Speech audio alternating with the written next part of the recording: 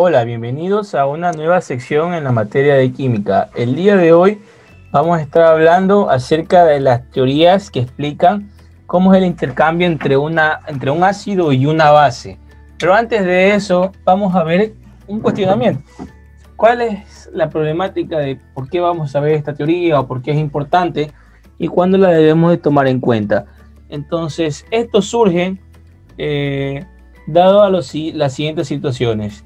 Tenemos muchas soluciones, concentraciones, productos químicos que obviamente tienen una estructura molecular. Se puede determinar que los productos pueden ser ácidos o pueden ser básicos. Con una escala de pH se puede medir la acidez.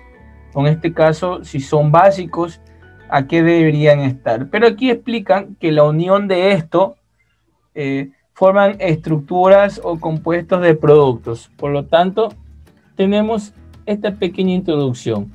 En los productos que encontramos en nuestro diario vivir, como el vinagre, el aceite, hasta el jabón en la ducha, los ácidos y las bases están presentes en todas partes. Pero, ¿qué significa decir que algo es ácido o algo es básico? Para ello tenemos la estructura y las teorías sobre los ácidos y las bases. ¿Qué nos ayuda esta teoría? Nos ayuda a comprender por qué los ácidos y las bases se comportan física y químicamente como lo hacen, y se han propuesto teorías llamadas ácido-base. Esta es la primera teoría de Savante-Arrhenius, la segunda teoría de Bronsted-Lowry, y la teoría que es ahora mayormente utilizada y aceptada, que es la teoría de Lewis.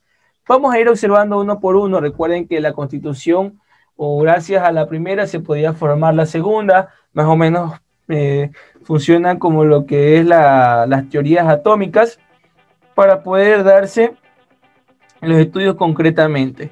Bien, ahora vamos a ver las características de cada uno.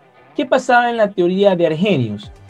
La teoría de Arrhenius se dio en 1884, por eso es considerada la primera teoría con relación a las teorías de ácido-base. Vamos a ver las indicaciones generales.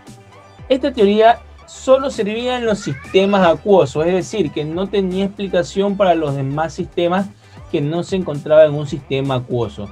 Las bases deben tener OH o moléculas siempre.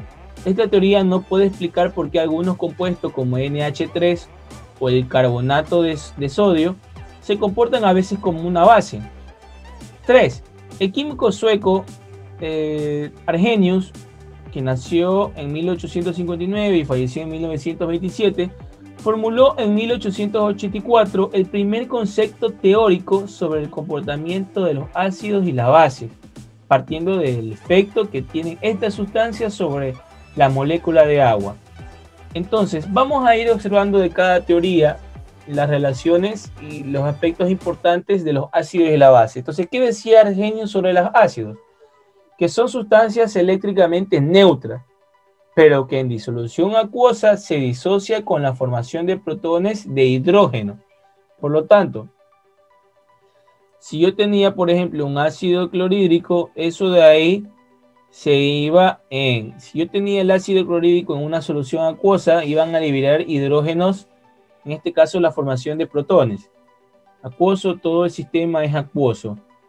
¿Qué nos indican en las bases? Las bases nos indican que son sustancias eléctricamente neutras, que en disolución acuosa se disocia con la formación de hidroxilo. Bien, entonces si yo tengo el hidróxido de sodio en un sistema acuoso, ese sistema acuoso hará que existan iones tanto de hidrógeno como también de las bases por separado, lo que va a ayudar en este caso a la formación también a la molécula de agua, cuando un hidróxido y un ácido, pero eso lo veremos posteriormente. La teoría de Bronsted-Lowry. Esta teoría se dio en 1923. Estamos hablando de que no fue, en este caso, hace mucho tiempo. Estamos hablando aproximadamente de un siglo, no de los siglos anteriores. Entonces, en 1923, los químicos Johannes Bronsted y Thomas Lowry, porque son dos científicos distintos, propusieron que las reacciones ácido-bases podrían ser interpretadas como transferencia de protones de los compuestos involucrados, como lo tenemos en este momento. El ácido va a formar la base conjugada, en este caso más los hidrógenos que están separados con la carga de protón. Y la base más el hidrógeno va a formar al ácido conjugado. Esta pequeña estructura nos va a ayudar a responder ciertos tipos de ejercicios, como los que vamos a ver a continuación. ¿Qué él decía de los ácidos? De los ácidos, él indicaba que cualquier especie química capaz de ceder protones a las sustancias de hidrógeno eran considerados como tal. Entonces veamos este pequeño ejemplo que tenemos aquí. El ácido nítrico más la molécula de agua formaba lo que era un sistema de hidronio, y también lo separaba en el radical de nitrato, que correspondería a lo que es un ácido.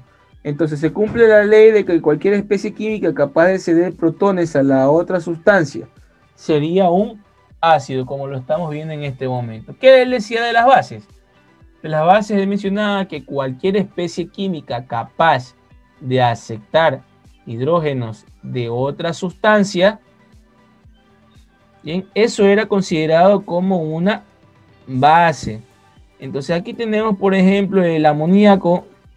Cuando se unía a la molécula de agua, recuerden que ahí ya no estamos hablando de que todo el sistema es acuoso, por eso es diferente del anterior. Y lo que se formaba era los dos productos que ustedes están viendo en este momento, que es el radical amonio, que queda con un hidrógeno libre, y el otro de manera de bases. Como ustedes pueden observar, esta es una reacción de equilibrio químico que va en dos direcciones.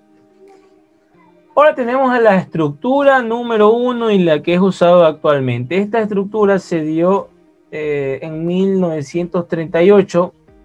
Obviamente la estructura de Lewis, que es la que conocemos ahora, que nos explica la regla del octeto. Entonces permitieron incluir dentro de la definición compuestos que antes no encajaban y que también se comportaban como ácidos y bases. Por ejemplo, en la reacción entre el dióxido de carbono y el óxido de calcio constituye una interacción de ácido-base desde la teoría de Lewis, que se basa en la donación de pares de electrones en enlaces covalentes. Bien, tenemos este ejemplo, el que acabamos de mencionar, la reacción del dióxido de carbono con el óxido de calcio.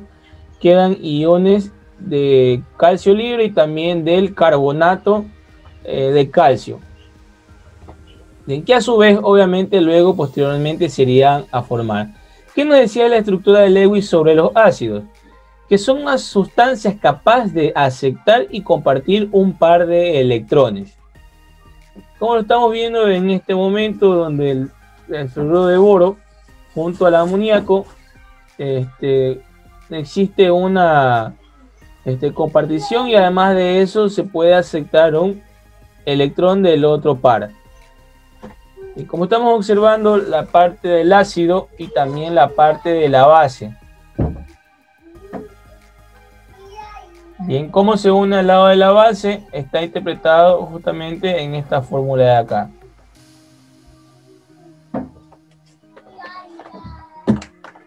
Bien, ahora vamos a ver la parte de las bases. Sustancias capaces de ceder y compartir un par de electrones. Bien, tenemos en este caso obviamente la misma estructura, la misma fórmula que explica en este caso algo muy similar. Bien, entonces recuerden, este es capaz de aceptar y la acá es capaz de ceder o compartir electrones. Y eso de ahí lo podemos visualizar en las reacciones de sales oxisales, en donde se puede interpretar esto que está mencionando acerca de las bases. Bien, entonces esta es la explicación de las teorías con relación a los ácidos bases. Espero que te haya gustado el video. Nos vemos en una próxima sesión. Hasta pronto.